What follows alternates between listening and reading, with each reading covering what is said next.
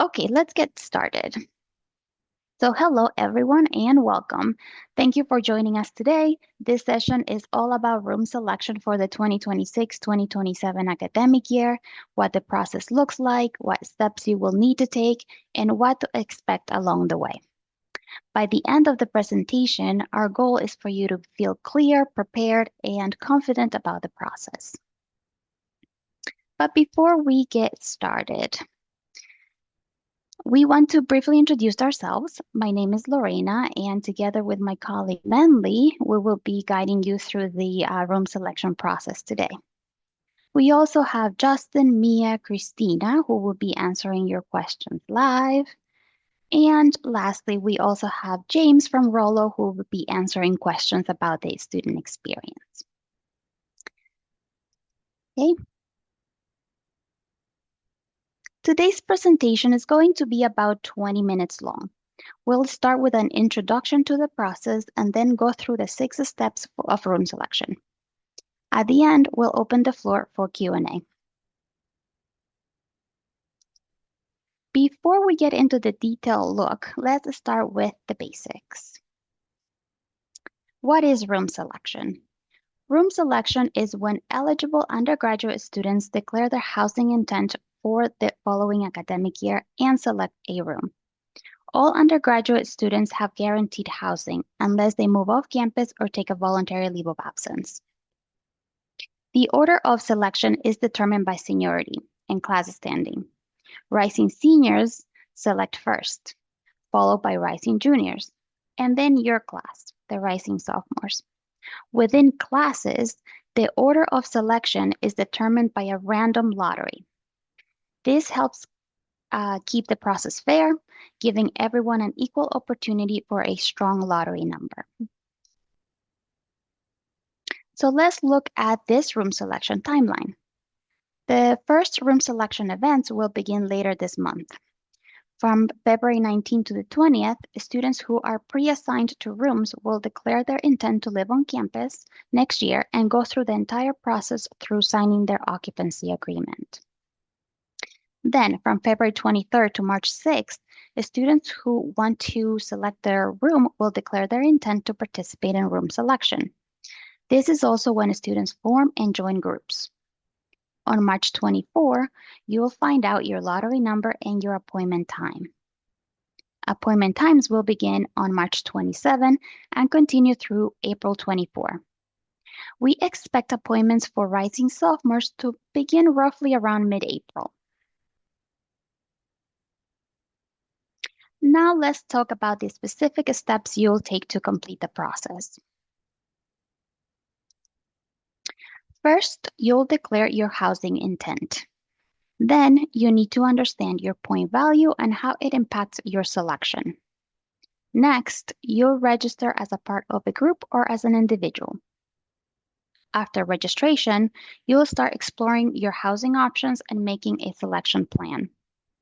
Finally, you'll select a room and sign your occupancy agreement. With that foundation in place, I'll pass things over to Manly, who will guide you through the 6-step process and what each step means to you.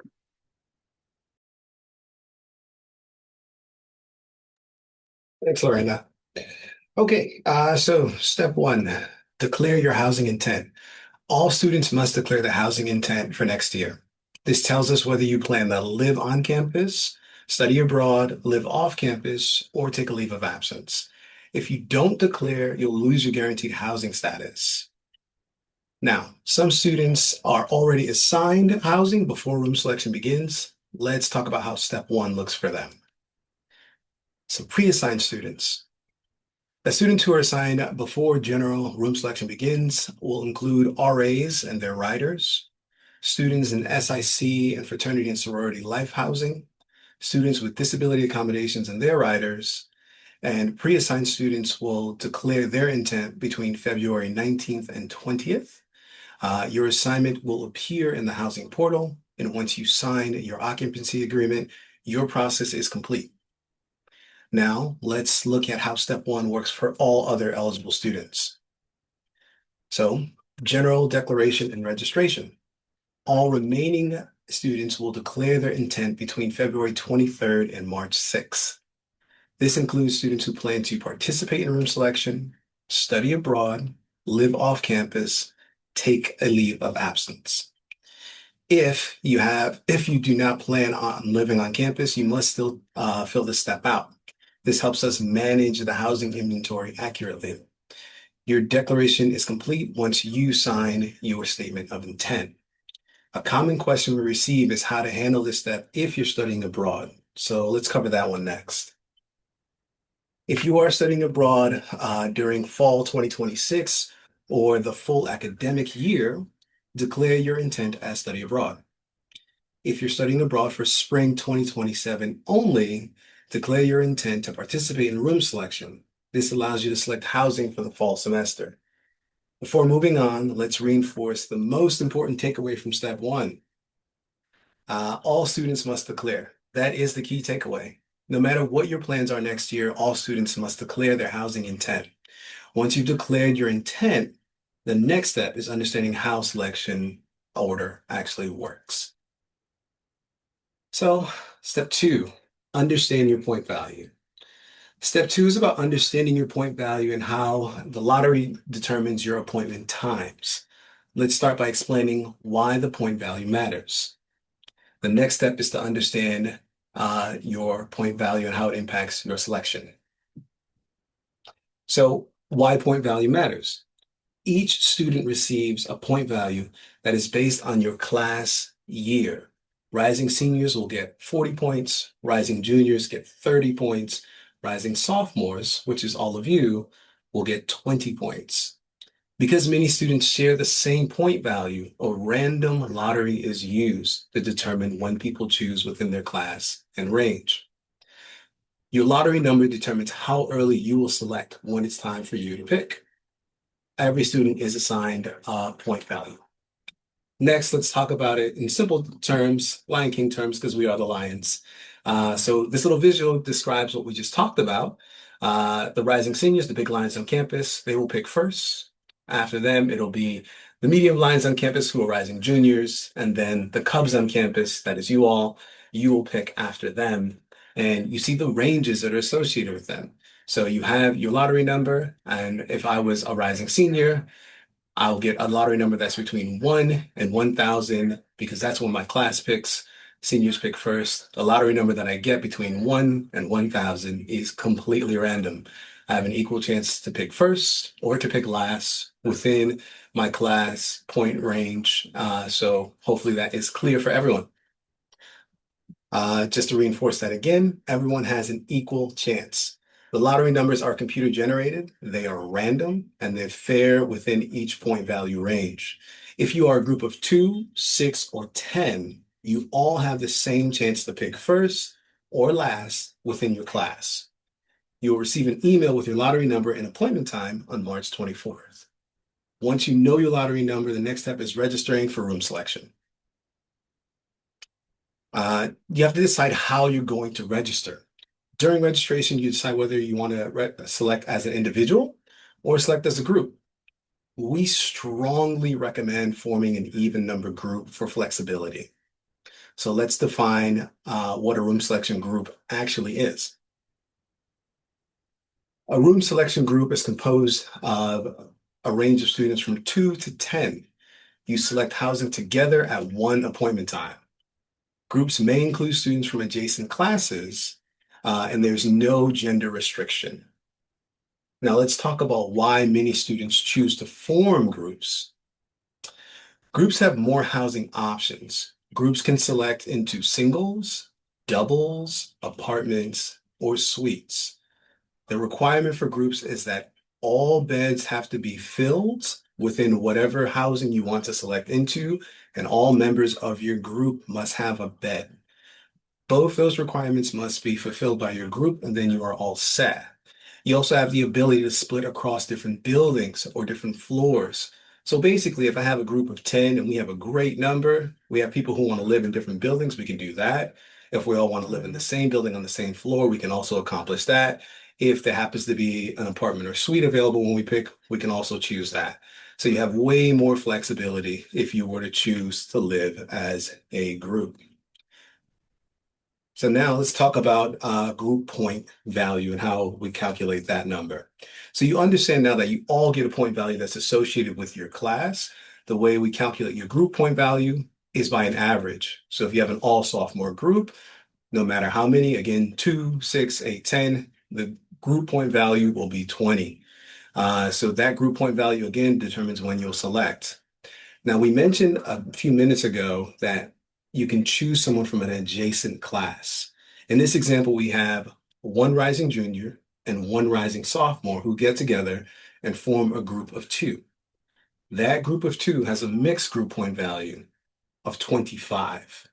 And you see below, the lottery number ranges between 3,001 and 4,000. That means that they will pick after all of the juniors, but before all of the sophomores.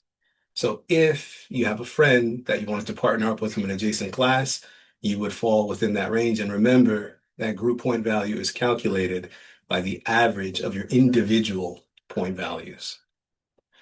There's a common misunderstanding about groups that we want to clear up as well. Group size does not increase your point value, just to drive that point home. Again, if you have a group of all sophomores, 2, 4, 6, 8, 10, doesn't matter. Your group point value will be 20. Group composition matters more than group size. That's why in that example we just presented, the group of two with one sophomore and one junior picks ahead of all the sophomores. Now let's talk about why even number groups are especially important. In undergraduate housing, most of our spaces are evenly configured. So if you want to have the most options, having an even number group is important. When all corridor singles are gone, even number groups can select into corridor doubles, which happens every year. At some point, we'll run out of corridor singles, which means if you want to be able to still pick and pick with someone you know, and then understand where you're going to go in advance of the end of room selection, you want to make sure that you've identified someone that you're going into room selection with. We'll cover this more in a second, but as a sophomore, the reality is most of you, if not virtually all of you, will have a roommate. So just prepare for that. As a sophomore, you're going to partner up with someone. That is what the portfolio is going to look like for most rising sophomores. Now let's go to our pro tip. It's especially important again for sophomores to form even number groups because as I mentioned, the portfolio is going to lean toward being even anyhow. But beyond that, as sophomores, you pick after the seniors have gone, after the juniors have gone. So only what is remaining in the portfolio will be available to you. And by the time sophomores usually choose, we have run out of corridor style singles. So you want to be able to choose into a corridor style double with someone you know in advance rather than being placed on the guaranteed assignment list. Okay, now let's talk about people who might, if you want to learn more about the group selection strategy, we have pro tips there that will go a little more in detail for you if you're thinking about maybe I'll have a mixed group. Maybe there could be options for me because every year in the past, there might be a really lucky sophomore, group of sophomores who have a really high number, and there's a suite remaining somewhere, or they get lucky and they get maybe a 47 Claremont apartment. You want to know what your options are to prepare if you do get a great number, just to know what you can select into. Now, let's speak to the folks who might be thinking about going in as individuals. If you're thinking about participating as an individual, you need to be aware that individuals can only select into spaces designated for one person. That means a corridor style single. There will be nowhere else that you can select into if you go into it as an individual. So, as I've said in the past, we historically run out of corridor style singles in room selection. And if you have gone in as an individual, it means that you will still be housed and you will get a room. You will just not know where that room is. By the end of room selection, you will go on to the guaranteed assignment list, and then you will get your assignment later. And usually that is closer to the summer, over the summer. So just be clear about that if you're thinking about going in as an individual. Okay, let's go over to step 4. Okay, once you've registered for room selection and hopefully joined a group, it's time to prepare for your appointment. You should start by exploring the residence hall directory, which can be accessed through the main navigation menu on our website, Explore Residences. You want to start with a couple different things. The directory has some filters. The directory filters can be used to narrow down our portfolio based on your needs and preferences.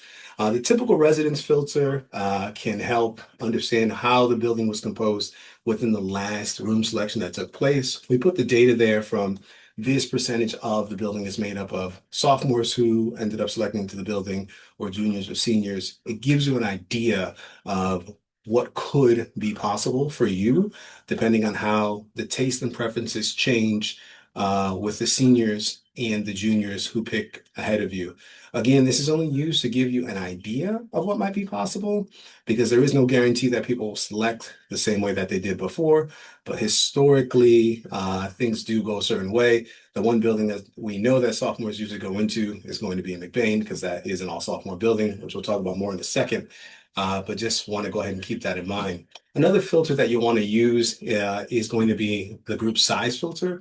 So if you do end up getting an even group of 6 people and you want to know what spaces can hold 6 people, you can filter for that and those will show up for you. And as long as you can fulfill those requirements again, uh, meaning every bed will be filled and everyone in your group will have a place, then you'll be able to choose into it as long as it is available. Again, as rising sophomores, the inventory is going to be a little bit limited by the time you select because the seniors and juniors will have already selected ahead of you. So one key difference to keep in mind when you look at the floor plans on our website, there are going to be some spaces on there that are listed as an RA space. Obviously, that will not be available in room selection. And the make of our portfolio is primarily made up of apartment style housing, corridor style housing, and then suite style housing. For you all, the main expectation of privacy is the difference between each style of housing. Many of you probably live in, because your first years, you live in corridor style housing now. That means that you're going to primarily share the amenities of the building with people on your floor. The main exception is the folks who live in Carmen. When you have suite style housing, you do not need to fill the suite with members of a group, meaning you can select into spaces within this suite. You can split up the group and not have to fill every space in there. But the thing to understand is that RAs and other folks from the university, especially other students, can go into the suite. They will have access to that suite area where if you had an apartment, you have a private bedroom and you have private amenities, meaning you have a shared kitchen that you all use, but only the people within your apartment would use those amenities. So the RA would not go in there and do rounds and things of that nature. Of course, facilities and housing will go in if there's an emergency, but just to understand that that's going to be the main difference for you all is that expectation of privacy. Now let's talk about the building pages. Each building has its own page to help you learn more. For you all, I would say focus on some of the buildings that we just talked about, such as McBain, because McBain is where many students end up living as sophomores because it is a sophomore building. It's an all sophomore building. We also have 600 West 113th that many sophomores have selected into, and also Carlton Arms. Those are going to be important buildings for you all to take a look at because that is going to be, again, where sophomores typically live. And when you get to those building pages, you want to take a look at the fast facts section to understand the top line items from each building, like whether or not you need to be a part of a group and how the bathrooms are cleaned in the space that you'll be living in. Lastly, you want to again look at the floor plans to plan for specific rooms within a building that you might want to select in the hopes that it'll be available when it's time for you to go. You want to have a couple options because this is going to help you really understand the particular needs of the room that you might be choosing, whether it's facing a particular street, is it facing a park? Do you want to be on the east side where the sun's going to come up? Those kinds of things that might be particular to you. Okay. Um, Now that we've completed talking about the sophomores, we're going to go ahead and hand it back over to Lorena to talk about some helpful planning resources to help you select. Great. Thank you, Minley. So, I want to call your attention to some resources that students have found helpful. The first is an anonymous list of all the lottery numbers and appointment times, which we will publish on our website on March 24. This can be used to see how many groups and individuals come before you. We also open the live viewer of the room selection portal so you can see which rooms are still available before you start your appointment. Another great resource is the portal demo. The demo mimics the selection process and the experience so you can get a real feel for the portal before your appointment. This is especially important for group leaders and individuals because it gives them a chance to practice navigating the portal and selecting rooms. Our data for our room selection survey showed that students who used the portal demo had an overall better experience than those who did not. Demo mode would be available during spring break and on weekends during room selection. Step number 5. The next step is to select a room. Appointments will begin on March 27. Now let's talk about appointment times. The appointment is when room selections are made in the portal.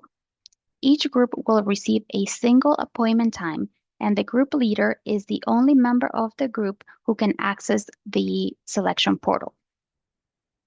Appointment times are unique, meaning only one appointment time is assigned to each individual or each group. There is no time limit to your appointment. However, people with either earlier appointment times can still access the portal, and there may be appointments after yours. This means you might not be the only one in the portal during your appointment time. So what happens if you cannot select a room? Inventory in the residence halls fluctuates depending on class sizes and registration for housing. This means that some students may not be able to immediately choose a room during room selection. If no rooms are available during your appointment, you will be automatically added to the guaranteed assignment list. You will have the opportunity to submit building preferences, and we will assign you to a room over the summer, typically in July. Remember that you are guaranteed housing, and you will receive a room assignment. Step number 6, the final step of the process is to sign your occupancy agreement. Your room assignment is not finalized until you've signed your occupancy agreement. This is something that each individual must do for themselves. The occupancy agreement becomes available once you or your group leader has selected rooms. Please complete this step. If you don't, you may be putting your room assignment at risk. Before we open the floor for Q&A, let's review some of the frequently asked questions. So where can I find more information? The best place to find more information is on our website. We have lots of content dedicated to room selection. Everything we went over today can be found at housing.columbia.edu/room selection. Our calendar also includes all the room selection dates, as well as other important dates like health and safety inspections and checkout. As we mentioned earlier, our residence hall directory has a page for every building to help you learn more. I also recommend that you follow us on Instagram. We post lots of tips and FAQs to help you demystify the process. But most importantly, always read your emails. We send reminders when actions are required, when deadlines are approaching, and also links to helpful resources. And one last time. Another common question we get is about the group size and lottery numbers. Your group size does not impact your lottery number. Remember, the lottery number is randomly generated. The range in which you can expect your lottery number to be is determined by your point value. The higher point value means a first pick lottery number. A group point value is an average. This means that a bigger group does not get a better lottery number. Group makeup is more impactful than group size. Okay, that is it for us. And now we're going to open the floor to you. Let's see what kind of questions came up. There's a few that are being answered now, but there's a Mhm. couple that I wanted to take live just to kick us off. Someone asked a great question about which buildings will be a part of the guaranteed assignment list. And generally, where you get placed, we try to put you in spaces with your class. So it depends on what's available afterwards. Sometimes, people make other decisions after room selection and a space becomes available. You would go into one of those spaces. And again, we'll try to place you with your class. So the short answer is the whole portfolio is an option, but it really depends on what's available after everyone else has selected their spaces.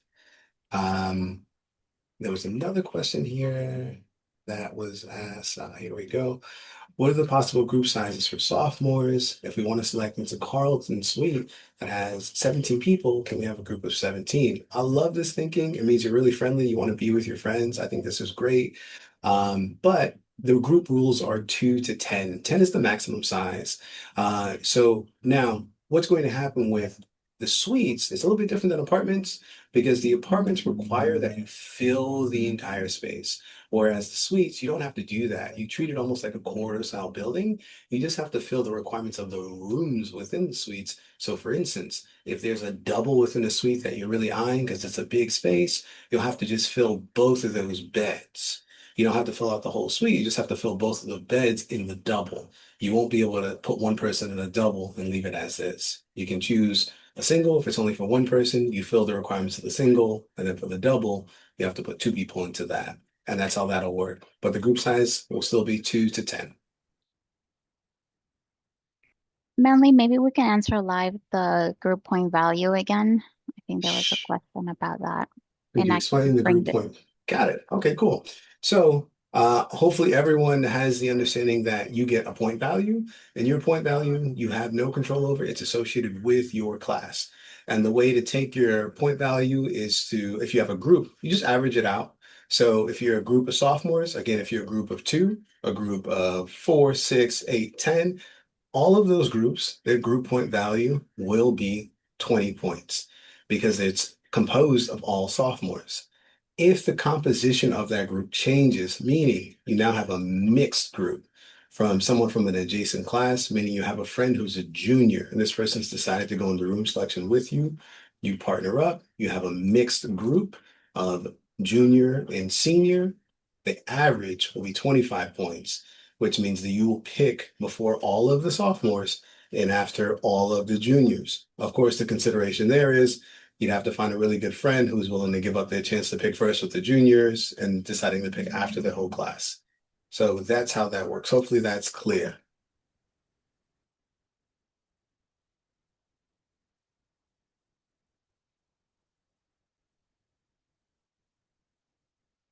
Someone asked a really interesting question. On average, if there's a group of 8 rising sophomores, what is the likelihood they could get a suite with at least 2 singles or quarter style housing with at least 2 singles?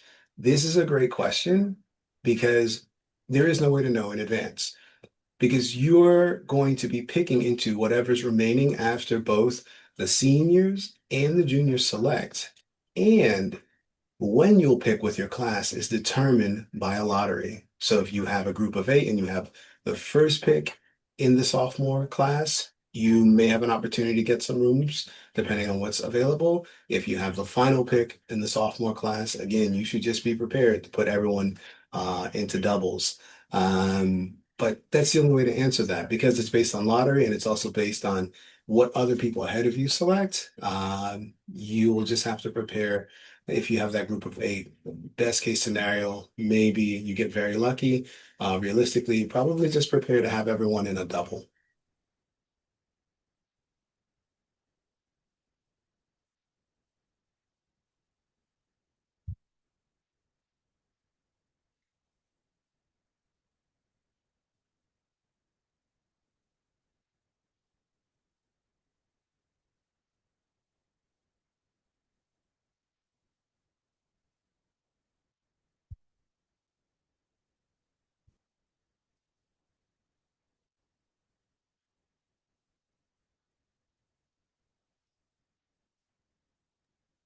Similar. So I'll go for it. go for it. Well, I saw a great question about what buildings have the highest quantity of two-person apartments. I think this is a great question. There's one building that has the highest quantity of two-person apartments. That is East Campus. It is almost exclusively taken by upperclassmen. So primarily seniors choose it first, and then the lucky juniors who have a really high junior lottery number, they get a chance at it. But yes, as a sophomore, I would say do not plan to live on East Campus. I would say look at some of those other buildings like McBain, 600 West 113th, Carlton Arms. Those are going to be the best options. I think apartment housing as a sophomore is going to be very, very unlikely. So I'm going to share this a slide again because another question came and said, if you get lottery number 3001, does that mean that you are the first sophomore to choose? So again, if we look at the slide here, that would mean that is a mixed point group between juniors and sophomores. So the sophomores in that group, yes, will be able to select first. So just be mindful that they would only be able to be assigned. For example, if there is a junior sophomore group, that junior will not be able to select a space in McBain. McBain is a sophomore only building, so that junior will have to pick somewhere else. And around that time is when corridor style singles are no longer available. So if that junior is hoping to, or that rising junior is hoping to go into a single, it might be a difficult time, and they might have to then pick a double with a sophomore. So just keep that in mind.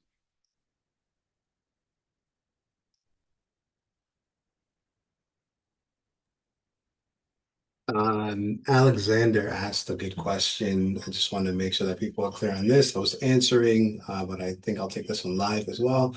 And Alexander's question is, if in a group of two, does the lottery number get average as well? Or is it just the average of the point value? It is just the average of the point value. Because the point value comes first, you have to form the groups first. You have to decide how you're going to pick, and then you'll get the lottery number after. So again, if you have the example of the group of two and you were both sophomores, you're going to be picking with all other sophomores. You'll get the lottery number. You'll share the same lottery number because you select at the same time. The group leader will be the one who selects and places everyone into their housing. So that is how that will work. Great question, Alexander.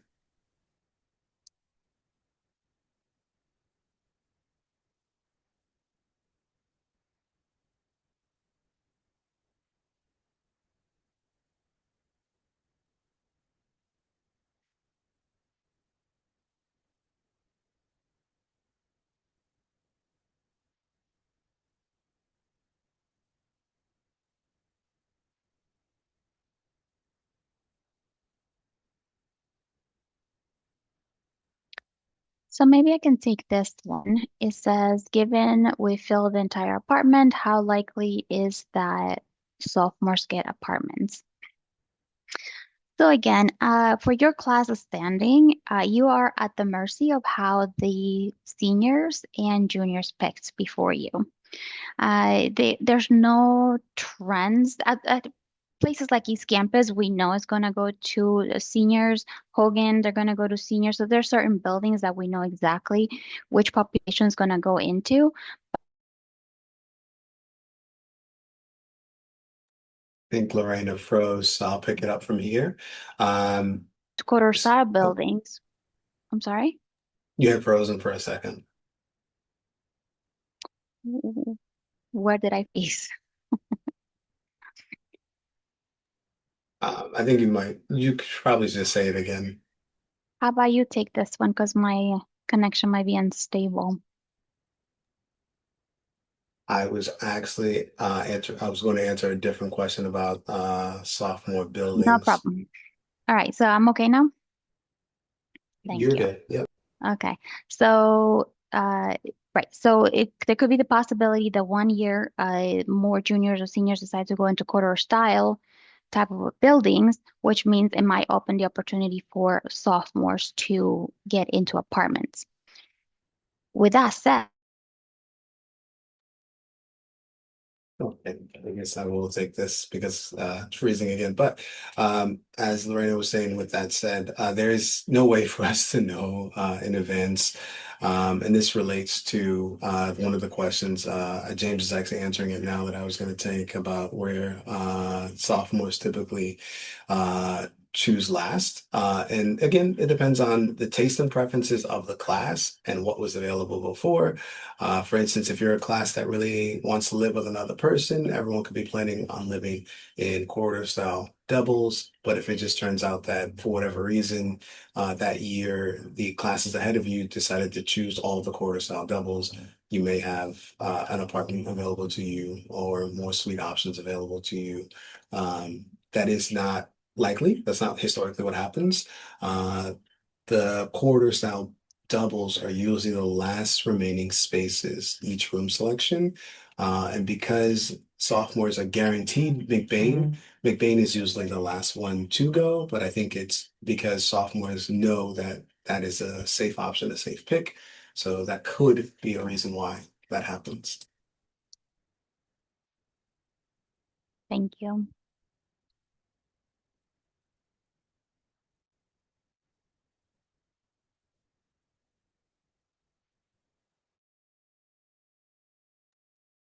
There is a question here about what buildings have the highest quantity of four-person apartments or suites.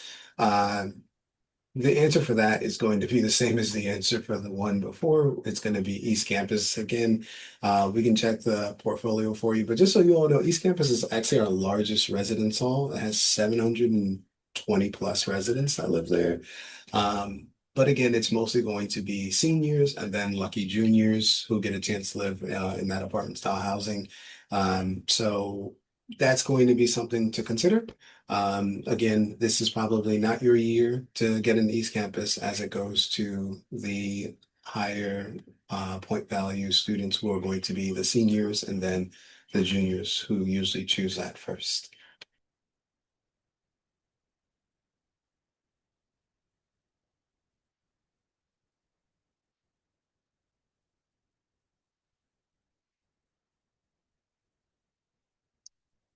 Okay, I'm gonna take this one live and hopefully I don't freeze on you all, but if I do, mainly step in.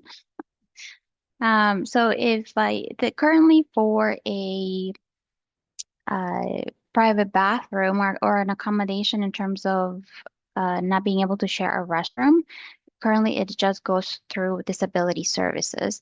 We don't prioritize groups based on a religious request, but the we are able to provide the what it's needed depending on the case. But in terms of requesting something specific, it would have to go through a disability accommodation. We don't have another method of um, prioritizing groups or individuals over that without an accommodation.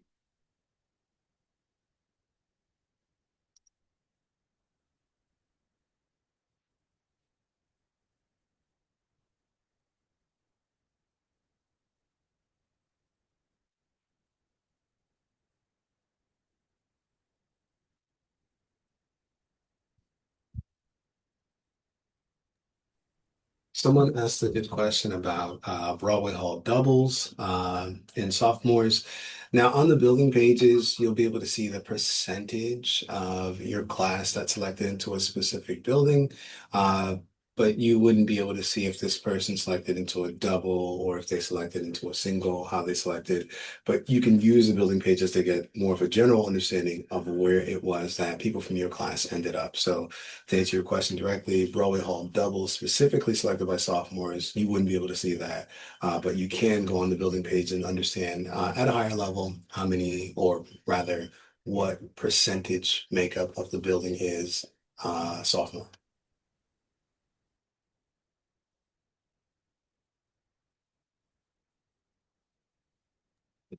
How many people? Justin's answering this question now. I think that was a good question. Having the same housing registration time. Uh, each group gets their own time, whether it's an individual or a group, you get a certain number of minutes to go in and make your selection. Now, the way this is going to work, during that time, it is sort of allotted to you only. But if you haven't decided or if you haven't planned it out in advance, you haven't thought about it, then what is going to happen, you allow other people to come in. So for instance, if I am a senior and I have first pick, seniors usually gets, let's say, 5 minutes in there to select. They usually don't take that long. But if I have 5 minutes, I can take those 5 minutes all to myself. I know that no one else is in there. But at minute six, the person with lottery number two is now also in the portal and able to select. So hopefully by that time I've already selected. You still can select during that time, but it could be that you wanted the best senior housing on campus and you see it disappear before your eyes because you waited until minute seven, and that's because the next person behind you is now in room selection. So that's how that works. So just keep that in mind. We also have the live viewer available during room selection to show you what spaces are available and where they are being selected. So you can have a plan for a few spaces, and then you'll be able to see if that space is still available. Okay, I'm gonna take the next one. Where can we access the disability request? So I'm interpreting this question as when will you be receiving a room assignment? So it depends. So the disability accommodation could be a range of items. Some of them require a room offer and some of them don't. So if the that gets communicated to us, and then if it requires a room offer, we send emails with.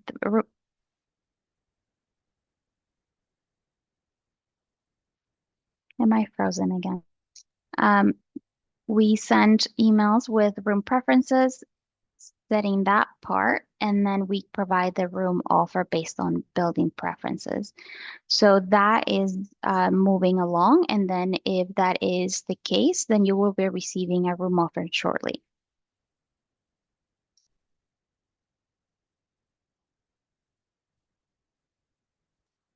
So someone actually just asked a question about if they could see a space before it was their time to select. I wasn't sure if they meant in person, but I did want to call out the room selection portal demo that we have.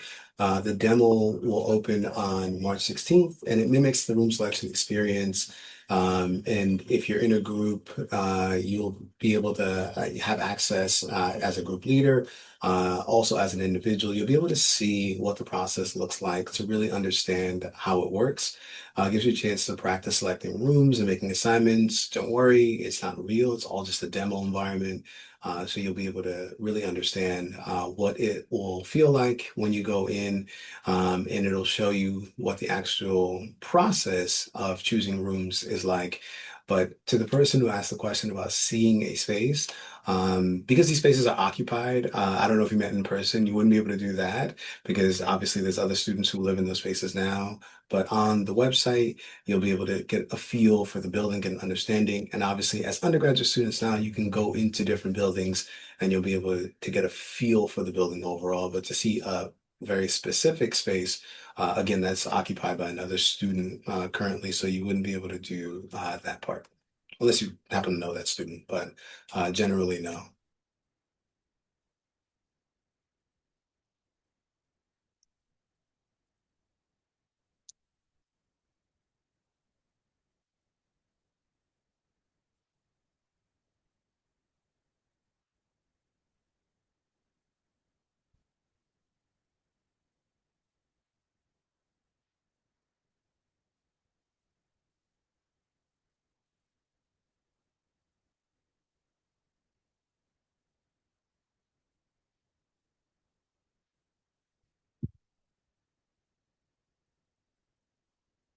So Justin's actually answering a quick question now. Someone asked if you could explain what would happen if you have an odd number group. You said it's less likely to get a suite for just us. but could you get a larger suite and have someone outside the group placed in the room with us? I'm not sure if I'm reading that question correctly, but I will say in terms of I can speak to why odd number groups are not advised. So for instance, as we've said, each year in room selection, we will run out of corridor style singles at some point. And if you have an odd number group, it means that you now have an odd number. And with 7 out of 10 spaces in our portfolio being evenly configured, it means you won't be able to satisfy those two requirements of filling all the spaces, and also making sure that every member of your group has a place where they can call home.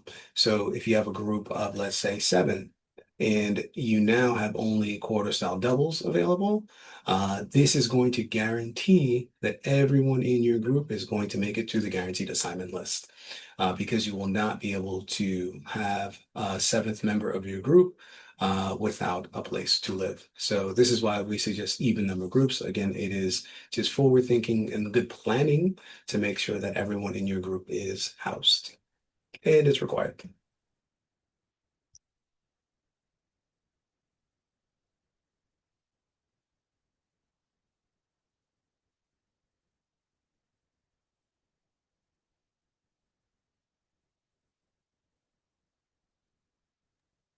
Someone asked a really good question that Mia is answering now. What are the trends taken? Oh, it disappeared. The question was essentially what are the trends from the new building that's going to be added? If it's never been in room selection before, and the short answer is there are no trends because it's never been in before. We can take a look and we'll provide some floor plans to show people what the layout will be. But if we had to guess, sort of from a housing sort of expertise lens, I do think it will be probably pretty popular among folks with upper class and higher lottery numbers. But again, we don't know because again, it has never been in room selection before, so there is no way for us to tell. But we will see what happens.